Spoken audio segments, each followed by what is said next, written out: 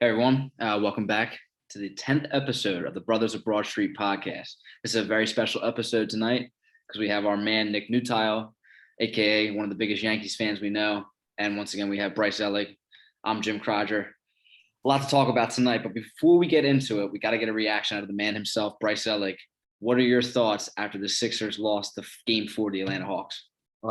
Just it's another pathetic performance by the Sixers. You have them in the first half easily. You feel like, they got all the momentum. I felt like how we talked about it yesterday, how all they needed to do was finish off this game tonight. It's a guaranteed win next one. You gentlemen sweep them, feeling good. You'll be able, sit down and watch. I think this Nets Bucks series ends up going 7, and now the Hawks come all the way back, win a game that they had no right to win, and it's just typical Philadelphia Sixers, and not just Philadelphia sports in general. Like just having a game and then just blowing it, and it's just it's sick. I'm sick and tired of it. It's the same thing. Embiid, this loss falls on him. He played like I don't even know. Like he played like JaVale McGee tonight. He was terrible. Missed a wide open layup. Didn't play. Just didn't play great. And a lot of the team played well too. I mean, Fergan stepped up. Shake played well. I mean, people gave their minutes, and just at the end of the day, I mean, this loss falls on Embiid. He just didn't perform at the end. We let the Hawks come back in it, and it's not even like the Hawks played well tonight. They did not play a good basketball game. They missed a lot of shots. They had a lot of fouls. They just came back into it because the Sixers couldn't finish them off.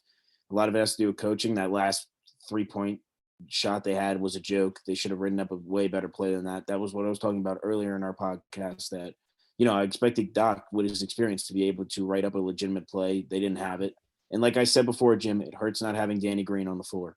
It hurts. No, well, it's funny you just brought up Doc Rivers. We continue, and then I'll let you get a reaction because I know you're a New York Knicks fan. And you just witnessed a series with the Atlanta Hawks. But Bryce, it's funny you bring up Doc Rivers again. I feel like it keeps going up to these two players or these two pieces in the Sixers organization that I just can't get over.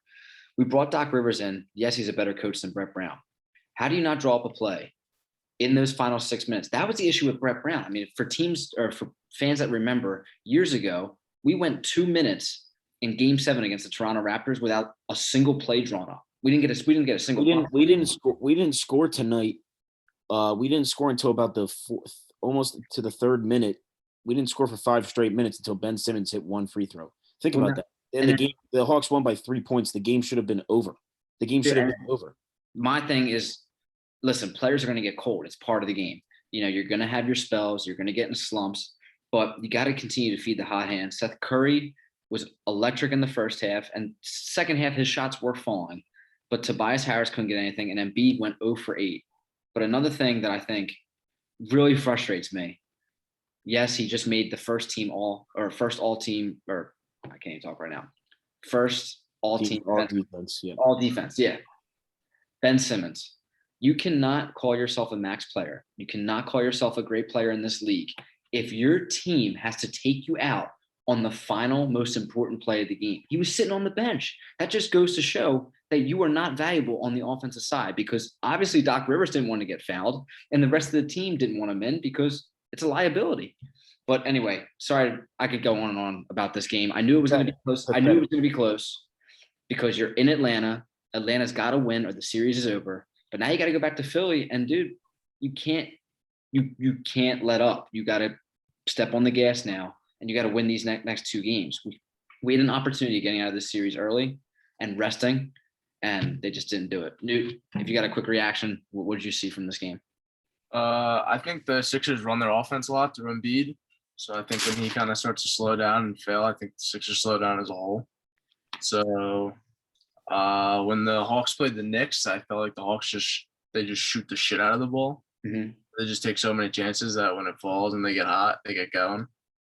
But no, I mean, that's a good point. I mean, Bogdanovich, I don't think that guy misses a shot. Ever, dude. He is money. He is automatic. And then Trae Young was getting the calls tonight, and he was sinking his shots when he had to. I mean, he was throwing up some bombs around that circle, around that half-court area at points and times in the game. And the Hawks just spread the floor out nice. John Collins had a big game. I did like the way our bench did play, though, and that's why it's just sad that we couldn't get a win, because the bench did show up. I mean, Dwight Howard had a good performance. on the offense or on the defensive boards again, and on defense. Shake Milton balled out, and I think Forkron didn't do a bad job of stepping in for Danny Green, but Danny Green was missed tonight. Bryce, that was a good point by you last night. He was missed. Also, another point I want to bring up is, a big point of what I brought up and would have much easier to win this game is John Collins and Clint Capella get into foul trouble very easily. They're two essential keys in their game. Having them, Capella first off gets a lot of rebounds, no matter what. Even with Embiid on him, he's still going to get 15 rebounds a game. If you get a guy like that out and have them bring in, I don't even know who their backup center is. I forget. And having that is, like I said, that was a key point. We didn't get John Collins in foul trouble. We didn't get Capella in foul trouble. They were able to stay in the whole entire game. And, that was a big reason why they were able to come back. They had second chance buckets. I know John Collins had the Sixers were up about 4 points with maybe a little less than 2 minutes left. And the Hawks took a bad shot. John Collins grabbed a rebound, an offensive rebound, dished it back out, and they hit a 3-pointer and brought the lead down to 1 point. That's what I talk about. Not having that guy in, it's a whole different game. We might win the game right there. Him getting an offensive rebound, dishing it out, and the guy hitting a 3. You go from a 4-point swing to a 1 point. That's huge in a playoff game. You can't be doing that against teams that are better than the Hawks, Nets, Bucks. You can't be doing that. They will jump all over you, and it's another reason why, you got to look at stuff like that. They are missing those gritty type of players. Danny Green was a gritty player. He's the type of guy that gets those rebounds, dishes the ball out, and, hits big shots here and there. And it's a shame that they lost this game tonight. I'm disappointed, to say the least. And they got to bounce back big tomorrow, or not tomorrow, in a couple of days in Game 5. It's a must win, Game 5. No, couldn't agree more with you. And we could talk about this all night, but once again, guys, we brought Nick Nuttall on here tonight. We were going to cover for a reason. We brought him on for a reason. It's a big episode. We're covering the New York Yankees versus the Philadelphia Phillies. As you guys know, the Phillies just got done sweeping the Yankees at a Citizens Bank Park, 2 straight games. The Yankees fought a little bit in the first game. They came back, but were just way better than them. So the better team prevailed. Phillies did that on purpose. Yeah, I think they had a chance. That's what good teams do. They let the other team think that they're in it, but they're not really in it. Listen, the Phillies always beat up on the Yankees. I'm tired of watching it. You grow up with all Phillies fans around you, and the Yankees are always a better team, and they never can beat the Phillies. Something to do with the pitcher having a bat. Everyone wanted to see Jameson Taillon getting at bat, and he didn't even get out of the first inning. Well, actually, talking in our lifetime, Yankees did beat the Phillies in a crucial part, the prime of our career, in 2009, the World Series. And that leads into my trivia question, actually, tonight. In 2009, the Philadelphia Phillies were trying to repeat as World Series champions. Who was the last team to repeat? Once again, in 2009, the Philadelphia Phillies were trying to repeat as World Series champions. They won in 2008. But who was the last team to repeat as World Series champions back to back? So that's the trivia question for tonight. The first one, and I got another one that I thought was very interesting. I saw it actually today. Sticking with the Yankees for our man Newt. In what year did the Yankees officially become the New York Yankees? Once again, in what year did the Yankees officially become the New York Yankees? Guy calls himself the biggest Yankees fan, by the way. Who the hell knows that? That's slop. Actually, there will be a lot of people that know that. That's a tough one. I'll be surprised. I guarantee you, Jimmy Recabuto knows that. Guarantee. Jimmy Recabuto might know it. All the brothers of Bar Street fans around the world, they'll know that answer to the trivia question. So those are the 2 trivia questions for tonight, guys. Once again, thank you for listening. The first topic we're going to get into tonight, and Newt, you can start off with this. Top 5 Yankees of all time. Just off the top of your head, just give your top 5. It doesn't have to be in order. Just rattle off your top 5 players. I have an order. I also have an order. So no order, but I would say Babe Ruth would be 1. Okay. Babe Ruth. Then I would go 2 and 3 are tough. I'd give the Mick 2. Okay. And then I'd go Gehrig At 3. at 3. Now you okay. Yeah. No. That's 2 and 3 is tough. That's Yeah. yeah. I feel like they could flip flop, but I think I would go Mantle at 2, and then I would go DiMaggio at 4, okay. and then a curveball at 5 with, I think you got to throw a pitcher in there and give it to Rivera. Wow. I Wow. think you have Wow, to. a bomb from Newt. Just Wow. because he's Wow. one of the greatest closers of all time. He's not, Oh my God, that I'm one of glad them out of you just- position. It's tough to it's say. out there, for Newt. teams. Newt, it's out there. You just said that for the world to hear. Not a lot of teams have a 1-of-1 at a position. Oh Yeah. my God. I am so glad you brought that up, Newt. Dude, I because- love the list. Love it. Love the list. Right. I want to hear your list first, real quick. My list, the first 4, I agree, right down the middle with Newt. Babe, Nick, Lou Gehrig, and Joe DiMaggio. And I got to go number 5. And this hurts for me to say, but Derek Jeter, I got to give him that. I got to give him Wow. that. I like that. I So like to me- that. I to like me- the respect. To me personally, I've always said this, and it's the way I think, and I get, listen, Mariano Rivera was ridiculous. He's by far the best. He's the Michael Jordan of closing, no doubt whatsoever. More people have touched the moon than people that have touched home plate in a playoff game. That's unbelievable. Yeah. I'll give him credit where it's due, but I just always say I think the closer is the most overrated position in sports. I just I stick to it. I'll say it forever. I just think it's the most overrated position in sports. We're I gonna don't agree with you there. I don't know. I just think the 1-of-1, it gets me. I'm like, No, I'll never listen, be able to listen, blow Newt, love that list, man. I'm a big fan of that. Big fan of that list. if I gotta go with my list, once again, the 3, I agree with you guys. Babe Ruth, undisputed, I think. Number 1 Yankee of all time. 3. Mickey Mantle, I had at my 2, then followed by Lou Gehrig. But at 4, I got Derek Jeter at 4. And at 5, Newt, I agree with you. Mariano Rivera's in the top 5, Bryce. I don't care what you have to say. Now listen, Dude, I think we can both agree though. Jimmy's list is horrible. You cannot leave Joe DiMaggio off the top 5. DiMaggio is great. That's I- ridiculous. You can't ignore DiMaggio, but you got to respect Jeter. I didn't respect Jeter as a Yankees fan. He's my guy and all, but Oh my God, I'm the biggest fan of Newt ever. Newt, I'm the number 1 fan of you right now.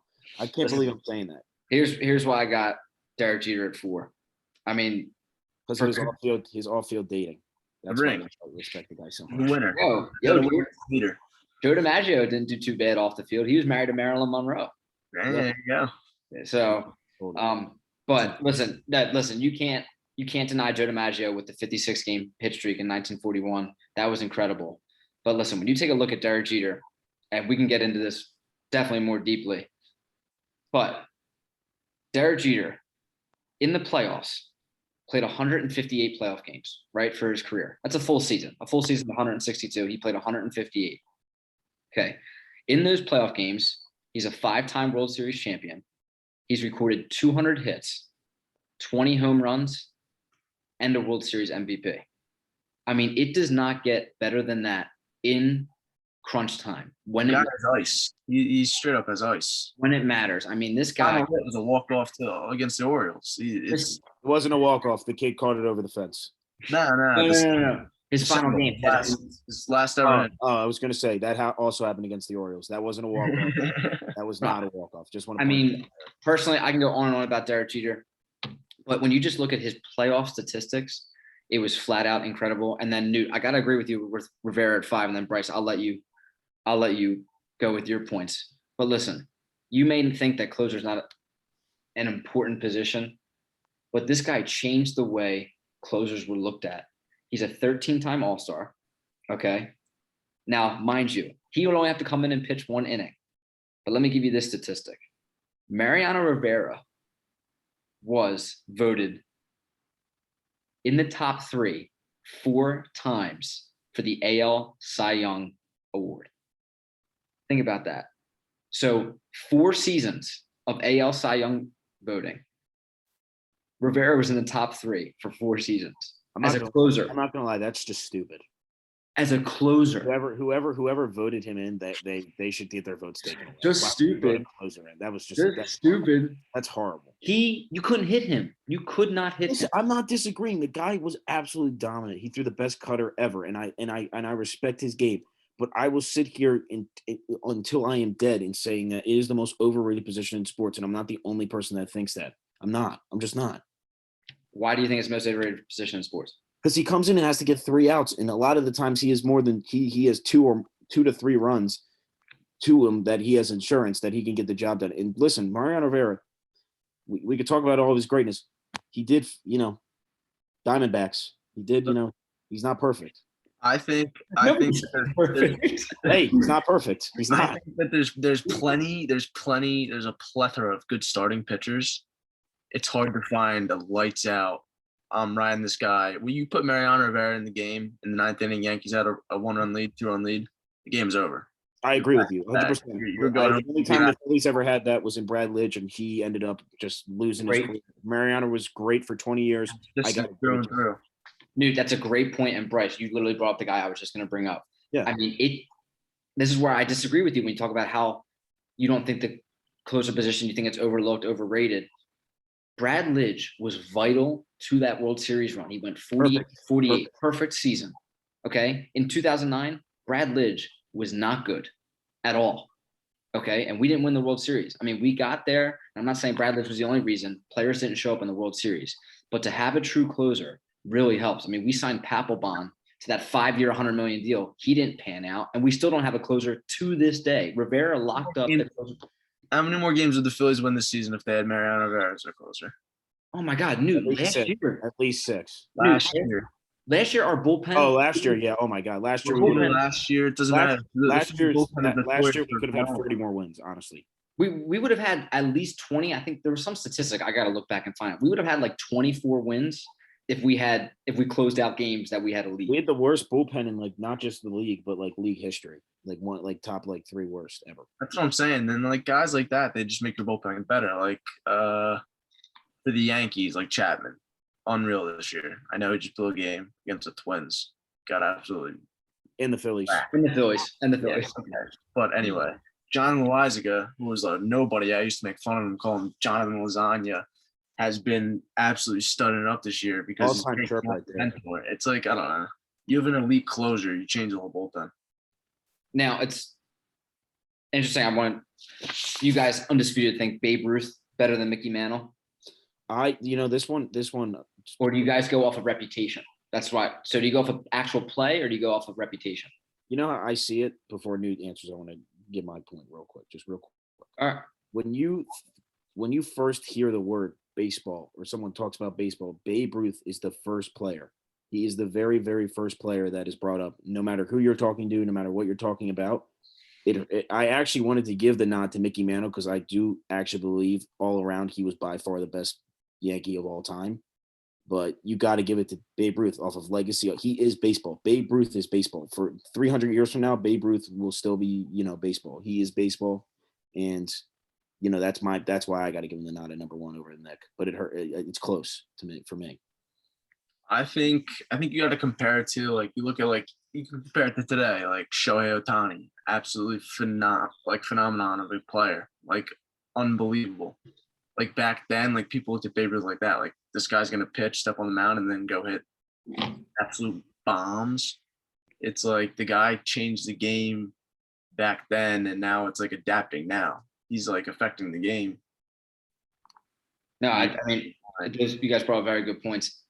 Babe Ruth was the first batter ever to hit 50 home runs in a season and 60 home runs in a season. So, I mean, like when you talk about changing the game, Newt, I mean, this guy is like evolutionary with Steph Curry changing the game with 3-pointers. We're watching Shohei Ohtani do it right now too. You don't even realize it. With the pitcher and then I also think back then people don't realize, but there wasn't Kim Kardashian, there wasn't like Leonardo DiCaprio. Babe Ruth was the biggest star on the planet. Celebrity. He was the number one. He was an A-list celebrity. Back then, that's what you wanted to be. He was just big guy, brute strength, do whatever. This nowadays, it's like Shohei Ohtani. You'll be fast. You want to pitch hard. You want to hit hard. He was just slugging hot dogs and beers, going out pitching, and then he was just for the boys. He was a for the boys guy. It's funny though when you do look at Babe Ruth's statistics. Yes, first to hit 500 career home runs. He, at the time of his retirement, he held several records: the home run record, slugging percentage, RBIs, etc. Home run season. But also ranked first in WAR of all time at 182. He's 20 points higher than second place. Now listen to this: he was a 12-time AL home run champion. He's only been to the All-Star game twice. He was only a 2-time All-Star. Don't you? Isn't that a crazy statistic? I thought when I saw that, That's like insane. That's like the craziest thing I've ever heard. He probably told him I'm not playing. I got better things to do. Yeah, he's I'm wondering, dude. Like, how do you win the World Series 7 times and you're only an all? the only like player I can really remember that's like was like as good as Babe Ruth in that time was like Ty Cobb. And I think he might have been a little bit before that time actually. Yeah, no, I think he a little bit before that time. But yeah, I mean Babe Ruth was baseball. Oh, I mean, so that's why I think Babe Ruth undisputed. Called shot, dude. The called shot. I mean, that's just that's like an all-time move. There's a lot of conspiracy theories out there that it never happened. I believe it happened. I'm a believer in it. Yeah, he probably went up to the plate, pointed the bat out, and then hit it done. People probably like, "Oh, he called a shot," and he's probably like, "Yeah, sure." Now listen, I mean, Mickey Mantle, his stats speak for himself. He was an all-star for 18 consecutive years. I mean, players are lucky nowadays to even reach 18 seasons. You know what I'm saying? Yeah, that guy, because he played 18 full good seasons while people can't even play half that. He also was like a drunk and treated his body like garbage. And he still went out every night or every day and like hit like 50 home runs in a season. I just did it right. Yeah, he was just a legend. Bryce, 50 home runs in a season in 1956. Listen to this guy's stats. He won the AL Triple Crown. He batted .353, 52 home runs, and 130 RBIs. Dude, I mean, in 1960, that's back then they're doing that. Imagine now with all the technology and the health and fitness and the training, that the recovery that goes into these players' workouts and stuff. Dude, back then you just showed up. You just literally showed up with a baseball bat and in a glove, and they were like, "Yo, let's get it. Get after it, man." And the stadiums back then were a lot larger. You know what I mean? Like you don't have Citizens Bank Park 330 in right. The Yankees, Bryce Harper's hit like 3 pop-ups that have gone for home runs in that stadium. Like just the way it happened. They still would today. Nothing's changed. I mean, a couple feet. So people out there could definitely make the argument Mick can interchange with Babe Ruth. That was that was tight for me. In his first 8 seasons, Mickey Mantle, the Yanks won 7 pennants and 5 World Series. First 8 years. I think you just give it to Babe Ruth because he pitched though. I think you give it to Babe Ruth because the name Babe Ruth. There's not a single person in the world that doesn't know who that guy is. The notoriety behind it is just. He is Yankees. Like I know that's crazy to think about, but he is the New York Yankees. Babe Ruth is the Yankees. And he was a stinky sock. Oh man, I mean that stadium before they knocked it down, that's what they called it, the house that Ruth built. Yeah. I mean that's what the slogan was. But I'm pretty surprised we all had Gehrig at 3. Honestly, I thought there was going to be someone different at 3, but the Iron Man, the Iron Horse, what was his nickname? The Iron Horse. The Iron Horse, yeah. I believe, yeah. He's a legend. 8 200+ hit seasons. That's ridiculous. 8 of them. That's ridiculous. Like, and you know, he also held the record at one point for most consecutive games, 2,130. So playing every day, having that availability at all times. Definitely. Back then too, man, is even crazier. But yeah, like when you think about it, the era of which these guys played. This is where it gets interesting. You guys both had DiMaggio at 4. Why? I mean, whoever wants to go first, Newt or Bryce, whichever one of you guys want to go first. I'll go first real quick, Newt. Get it out of the way. First off, before there was Mickey Mantle, Joe DiMaggio was that Mickey Mantle. He was that guy. He won. I don't know how many times he won, but I'm sure he's got plenty of World Series. I know he's a big time All-Star. He's a star, but also you got to give him the nod. A 56 game hit streak, that's never going to be broken. Nobody will ever do that again. It's just not going to happen. It's not in the cards with the way pitching is today. 56 games. He was a quiet guy, which, I think hurt him a little bit when it comes to like being that big star Yankee. I think he was a quiet guy, but he was consistent. He was great. And I mean, there's not really much more to talk about when it comes to Joe. He's just a great player. You cannot leave him out. He's also that 10-decade span right before Mickey Mantle was him. It was Joe DiMaggio, and they were great. Newt, you want to add on to Bryce's points? He had a lot of them. I just think he was just like a pure hitter. Contact, power. Served in the war. Served in the war. Legend. 320, 325 batting average. He had like 360 bombs. Like, dude, when I was looking him up, do you know the song Mrs. Robinson? Yeah. Yeah, it's at the end of Wolf of Wall Street, that song. Oh yeah. I got you. Well, the original with Paul Simon, he created it. Joe DiMaggio has a part in that song. Oh shit. How do you leave him out of the top 5? Like that's After a fact like that. so. But it says we only got 10 minutes, but we'll do another session. Now at 5, this is where it gets a little. We You and I had Mo.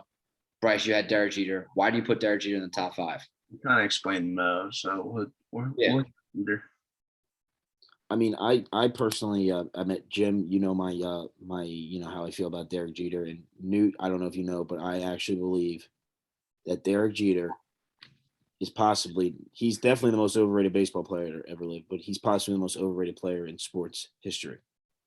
Sorry to break it to everybody, but Derek Jeter is definitely a very overrated player. But his legacy with the Yankees, the era in which he, growing up, he was Mr. Yankee for 20 years. He was Yankee. Off the field life was sick. He was a cool guy. I mean, he was always in the news. He had that beef with Alex Rodriguez. He was a great player. He won a ton. He was an all-star all the time. I mean, it was like guaranteed every single year in the AL, Derek Jeter was the all-star at shortstop for 15 years at least. I can't deny his legacy. I mean, I'm not going to sit here and deny any of that. He is definitely one of the most clutch players. When it comes to the Yankees, he got the job done. When you think of 2000s to 2015, 2000 to 15, it's Derek Jeter. And I can't leave him off the list. I just can't. Even though I think he's so overrated, I just cannot leave him off the list. Now, Bryce, you talking about how you do think Derek Jeter is the most overrated shortstop of all time, or player. Not shortstop, baseball player of all time.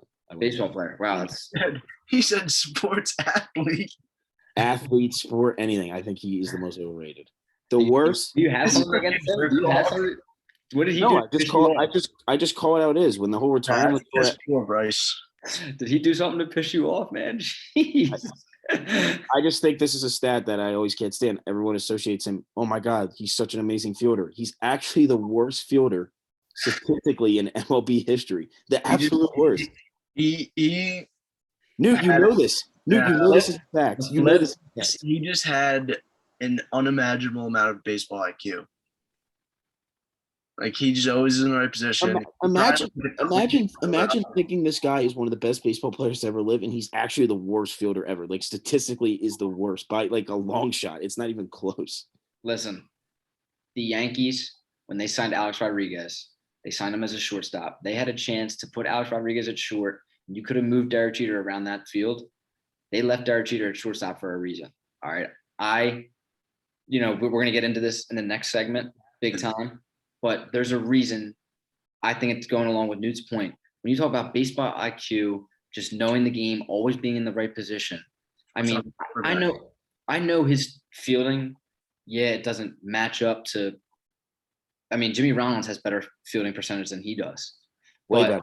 Way better. Like any player you could think of at shortstop has a way better fielding percentage than Derek Jeter. But listen, I'm just calling it how it is. Like if you look, literally pull it up right now on my phone. We're gonna attack you for a second. Hold on. Attack me. Come at me. All right, Newt. All right, let's go. Let's hear this. I don't disagree with you as a bad fielder. I just think he was always in like the right spot at the right time. Like when you needed that play in the hole, like he was in the hole. Like he knew his players better than anybody else. He is the definition of being in. Sorry to cut you off, Newt. He's the definition. He's the definition of being in the right spot at the right time. The flip against the Oakland Athletics. If that run scores, that game's over. Diving in the stands against the Red Sox, like, come on, this guy gave it his all for the city of New York, and he is undoubtedly, in my opinion, in the top 5. I have him at 4. Newt, my bad. I didn't mean to cut you off, but is that where you were going with? Like, just yeah, exactly. That's what I'm saying. Like, even if he wasn't making like these great plays, I mean, he wasn't the most athletic guy. He's not like Fernando Tatis Jr. Like, stinks too. He has 15 errors, but still, like, you know what I mean, with athleticism. So you can't expect him to be the cleanest fielder at all time and have the best fielding percentage, but the guy always got the job done. He was always he was just clutch all around in the field, at the plate. A quick stat for everybody. Oh, here we go. There's a stat called defensive runs saved. Yes. Derek Jeter has a minus 162. Guess who the second worst guy is? Freddie Manny, Galvis. Manny Ramirez at minus 75. Derek Jeter almost has 100, minus 100 more than him. All right. All right. That's All right, absolutely. I'm not disagreeing with you that he's a bad fielder. We could do But the statistics. when We he- could do Wait, Newt. Wait, Jimmy, time out. Newt, I want you to say that again with nobody talking. What you just said. Nah. Needs to be muffled out. No, you got to say it. You got to say it. It's already out there. You He already- wasn't the best fielder of all time in the stats. that's not what you said, Newt. That's No. not what you said. You said he was a very bad fielder. That's what came out of your mouth. Uh-oh. He always made the play. If you needed a play to get out of an inning, he was making the play. He wasn't Just just saying. taking the I'm ball. just saying. He was clutch. The worst fielder in MLB. He's clutch. That's all it is. Quick question before we get cut off here. I want to finish this segment. Bryce, I'm actually surprised that you did not have this player in your top 5, given, your hatred against Derek Jeter. Yogi Berra, guys, not top 5. Yeah, he was like six. an honorable mention for He me. was 6 for me. He was 6 for me, yeah. All right, Newt, we'll start with you just because you spoke first. Honorable mention. What do you guys think? You wouldn't put Yogi Berra ahead of Mo when you talk about key positions? And It's tough not to put a catcher in, but at the same time, I don't know. It's tough. I just think Mo. I don't know. I love Mo. I just feel like when you have, and I get Bryce's point of it not being as an important position, and you only need to go in and get 3 outs. But I think he won the Yankees a lot of games, and I think he won the Yankees a lot of World Series too, playoff games, everything with that. So I think Yogi Berra was obviously very good, but I think Mo brought more to the team in like key situations. Like he had more value per his position. okay, Bryce, go ahead. Bryce, continue with what you got to say. Why'd you leave? I think what hurts Yogi Berra is if he plays on like a separate team on his own, he's an absolute superstar. But the issue is all the decades he played, and he played forever. Man, that guy played like 25 seasons on the Yankees. But the issue is Mickey Mantle. Then you had all these superstars. He never was that top guy for the New York Yankees. He was just like, everyone knew he was like the second type, third type guy. He's kind of like our JT Remuto, obviously being a catcher too, but like he's like the second guy to Harper. It's kind of how always Yogi Berra's career was. Everyone knew how great of a player he was and how great of a catcher he was, but that's what overshadowed him, is just being in the shadow of those amazing, amazing players. Not saying he wasn't. He was an absolutely incredible, amazing player, but that's what I think hurts him and what keeps him right. He's literally my 6th spot. He's the guy that's right outside the list. I mean, when you look at Yogi Berra, I mean, 10 times he won the World Series. 10. He's like the Bill Russell of baseball. I mean, Bill Russell won 12 championships. Yogi Berra won 10. And then Bryce, when you talk about, if he goes on any other team, he's the superstar of that team. But I mean, 10-time World Series champ, 15-time All-Star, and he was a 3-time AL MVP. So I mean, those are no stats to caught a perfect game too. That's no. Yeah. And he had a huge part in that, because he's calling the pitches. Hall of Fame in 1972, Yogi Berra. I'm surprised no one had him in his top 5, but I actually, you know what? I'm thinking about replacing Derek Jeter after you just know all those stats. It's crazy, right? When you look at those stats, and you think about, he might be one of the most. He might be the most underrated baseball player ever. And that's the thing about the Yankees. There's so many great. That's what kills them. That's exactly what kills Yogi Berra. We can get into a whole nother conversation. He might be the greatest catcher of all time. You struggle to get a top 10 for the Yankees all time. Yeah. Oh, there's so many different. I mean, you could rattle off Whitey Ford, Reggie Jackson. Someone could make an argument. I was going to say Whitey Ford. Yeah. I know Alex Rodriguez. His was kind of the steroid era when he was with the Yankees in his time, but he was another great player even with the Yankees. I mean, you could just sick on the Rangers. Yeah, I mean, you could rattle off players and all these guys talented, but that's why I want to get in top 5 Yankees of all time. Hopefully we can get some other people's thoughts once we upload this. But that's it for this segment. Our next topic that we're going to talk about, Newt's going to stay with us. We're going to discuss, is Derek Jeter the greatest shortstop of all time? Big topic. Big topic, but we'll say that for a minute. We're going on break right now.